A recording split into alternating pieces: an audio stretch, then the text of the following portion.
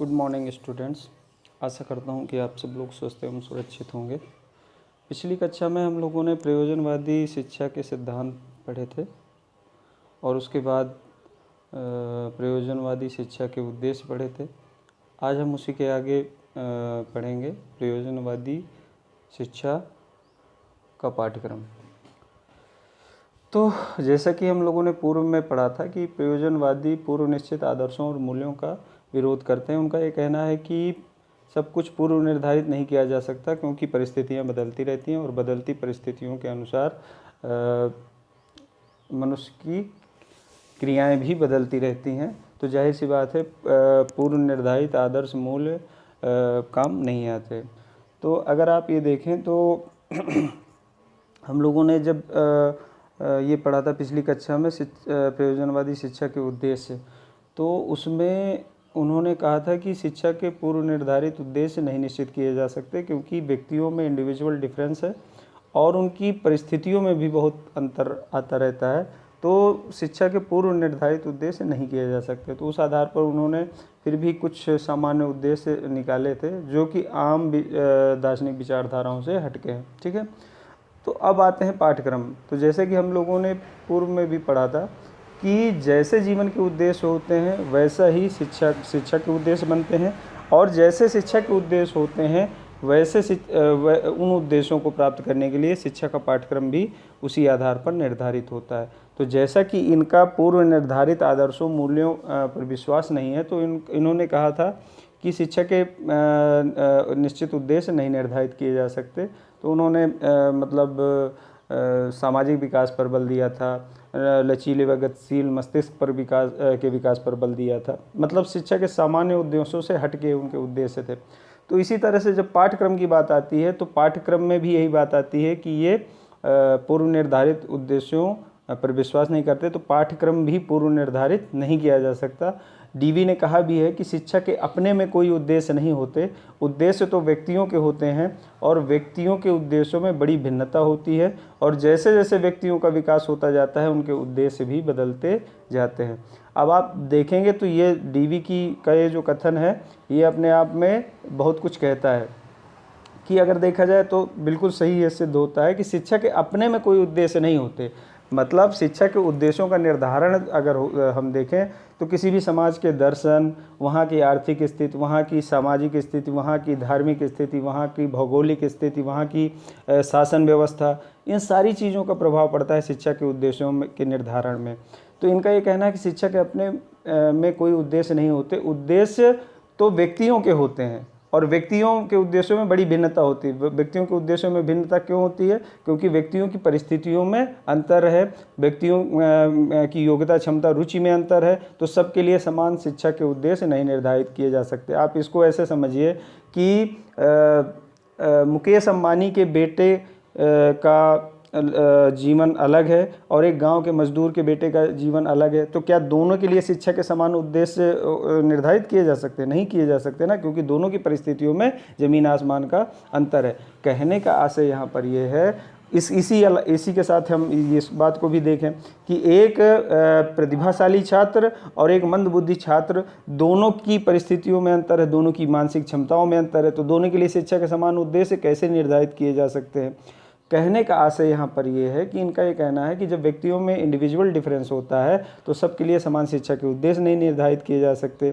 और इनका ये कहना है कि व्यक्तियों का जैसे जैसे विकास होता है वैसे वैसे उसके उद्देश्य भी बदलते जाते हैं। जैसा हम लोग उदाहरण लें कि जैसे आप लोग ही रहे होंगे तो बचपन से आपका कुछ और सपना रहा होगा कि मैं आगे चलकर ये बनूंगा। ठीक है, फिर जैसे जैसे आप बढ़ते रहे होंगे तो आपके सपने भी बदलते रहे होंगे, आपकी परिस्थितियां बदलती रही होंगी, आपको ये ज्ञान आया होगा कि मेरा इस चीज़ में रुझान नहीं, इस चीज़ में रुझान है। जैसा कि आप देखो कि जैसे मनोविज्ञान में फर्स्ट सेमेस्टर में आप लोगों ने पढ़ा होगा कि जब बालक शैशवावस्था में होता है तो उसकी रुचियां कुछ अलग तरह की होती हैं, बाल्यावस्था में आता है तो उसकी रुचियां अलग तरह की होती हैं, किशोरावस्था में उसकी रुचियां अलग तरह से होती हैं और ये रुचियां बदलती रहती हैं जैसे जैसे उसका फ्रेंड सर्कल बदलता है, जैसे उसके आसपास के जो उसके दोस्त होते हैं उनका प्रभाव सीधा सीधा उस पर पड़ता है। तो कभी कुछ बनना चाहता है, कभी कुछ बनना चाहता है। तो यानी उसके उद्देश्य बदलते रहते हैं बदलती परिस्थितियों के अनुसार। तो इनका ये कहना है कि जब शिक्षा के उद्देश्य नहीं निर्धारित किए जा सकते तो शिक्षा का पाठ्यक्रम भी नहीं निर्धारित किया जा सकता, क्योंकि शिक्षा का पाठ्यक्रम तो शिक्षा के उद्देश्यों को प्राप्त करने के लिए ही होता है। लेकिन बात यह है कि बिना निश्चित उद्देश्यों के अभाव पे जब पाठ्यक्रम नहीं निर्धारित किया जा सकता तो बिना पाठ्यक्रम के शिक्षा व्यवस्था भी नहीं चल सकती। जैसे हम लोगों ने पूर्व में पढ़ा था कि शिक्षा एक द्विमुखी प्रक्रिया है, यानी education is a bipolar process, यानी ये शिक्षक और छात्र के मध्य संपादित होती है। लेकिन जॉन डीवी ने इसी बात पर बल दिया था कि उन्होंने कहा था कि शिक्षा एक त्रिमुखी प्रक्रिया है, यानी शिक्षक पढ़ाएगा और छात्र पढ़ेगा। लेकिन शिक्षक क्या पढ़ाएगा और छात्र क्या पढ़ेगा, ये तीसरा पक्ष होना जरूरी है। इसलिए उन्होंने कहा था कि उसमें तीसरा पक्ष जोड़ा था उन्होंने पाठ्यक्रम का, यानी शिक्षक पाठ्यक्रम पढ़ाएगा और छात्र पाठ्यक्रम पढ़ेगा। तो कहने का आशय यहाँ पर यह है कि बिना पाठ्यक्रम के शिक्षा की जो प्रक्रिया है वो संचालित नहीं की जा सकती। तो इन्होंने निश्चित पाठ्यक्रम की बात तो नहीं की, लेकिन इन्होंने कुछ सिद्धांत प्रस्तुत किए हैं कि जब भी पाठ्यक्रम का निर्धारण किया जाए तो इन उद्देश्यों इन सिद्धांतों का प्रयोग किया जाए पाठ्यक्रम का निर्धारण करने में। और पाठ्यक्रम का निर्धारण पाठ्यक्रम के अंतर्गत केवल पाठ्यक्रम के विषय नहीं होते, बल्कि विषयों के साथ साथ पाठ सहगामी क्रियाएं भी होती हैं, यानी विद्यालय में होने वाली समस्त क्रियाएं कहीं ना कहीं पाठ्यक्रम के अंतर्गत आती हैं। तो इन्होंने कहा कि पाठ्यक्रम जो भी बनाया जाए उसमें इन उद्देश्यों मतलब इन सिद्धांतों का प्रयोग किया जाए। तो इसमें सबसे पहला है उपयोगिता का सिद्धांत उपयोगिता का सिद्धांत प्रिंसिपल ऑफ यूटिलिटी।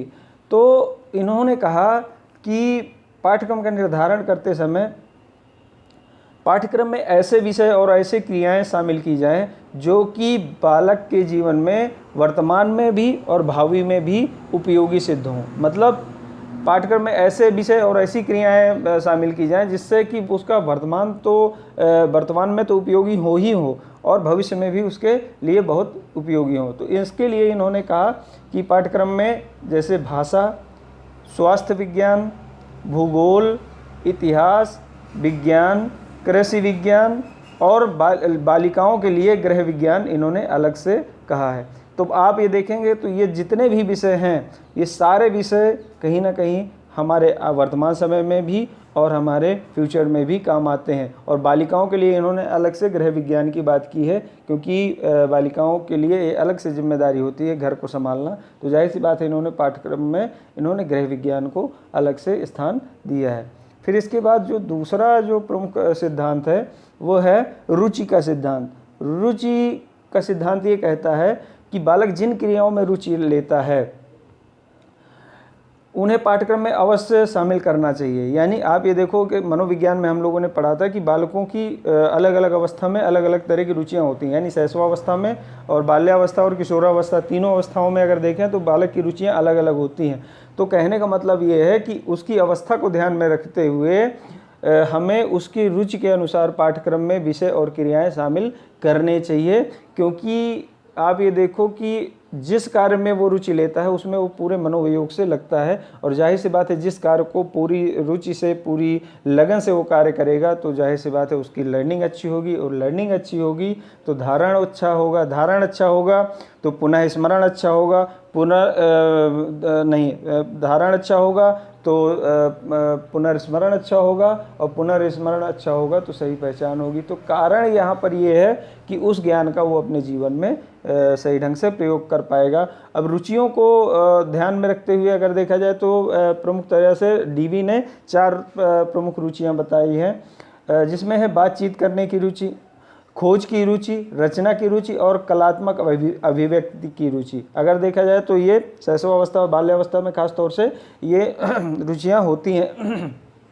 तो इन्होंने कहा कि बालक की इन रुचियों को ध्यान में रखते हुए पाठ्यक्रम का निर्माण किया जाए। यानी पाठ्यक्रम में ऐसी क्रियाओं को सम्मिलित किया जाए जिसमें बालकों को ज़्यादा से ज़्यादा बातचीत करने का अवसर मिले, खोज की प्रवृत्ति उनकी शांत हो, इसके अलावा रचना का अवसर मिले, रचना करने का अवसर मिले। आप देखते होंगे छोटे बच्चों को तो वो निरंतर बातचीत करते हैं या कुछ ना कुछ खोजबीन करते रहते हैं, और उनकी रचना मतलब कुछ ना कुछ क्रिएटिविटी या कुछ ना कुछ निर्माण करने की उनकी प्रवृत्ति होती है। इसके अलावा कलात्मक अभिव्यक्ति की रुचि, मतलब कई तरह की कलाएं होती हैं, जैसे सिंगिंग, डांसिंग, पेंटिंग, तमाम तरह की कलाएं होती हैं। तो जाहिर सी बात है इन कलात्मक अभिव्यक्ति की जो रुचियां हैं, इन सारी रुचियों को संतुष्ट करने के लिए पाठ्यक्रम में हमें ऐसे विषय और ऐसे क्रियाएं शामिल करनी चाहिए जिससे बालकों की रुचियां और ज़्यादा जागृत हों। फिर इसके बाद तीसरा है प्रिंसिपल ऑफ एक्सपीरियंस, यानी अनुभव का सिद्धांत।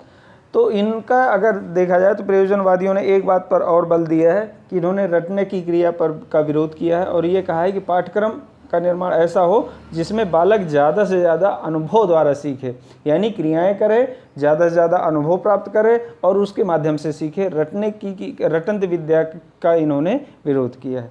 फिर इसके बाद जो लास्ट है शिक्षा का वो पाठ्यक्रम के निर्माण का सिद्धांत, वो है एकीकरण का सिद्धांत, प्रिंसिपल ऑफ इंटीग्रेशन।